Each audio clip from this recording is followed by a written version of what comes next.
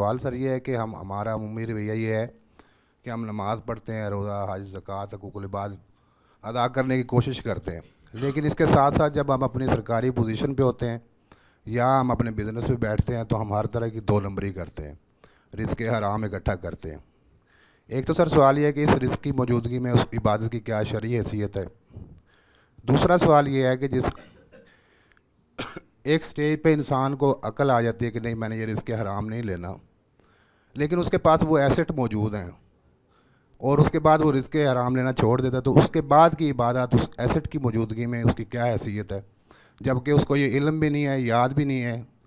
کہ اس نے کس کے ساتھ زیادتی کی تھی، کس سے رشوت لی تھی۔ دیکھیے بات یہ ہے کہ جو کچھ حرام کمایا گیا ہے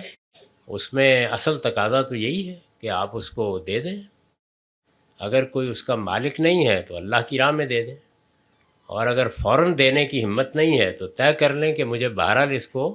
قسطوں ہی میں صحیح ادا کرنا ہے،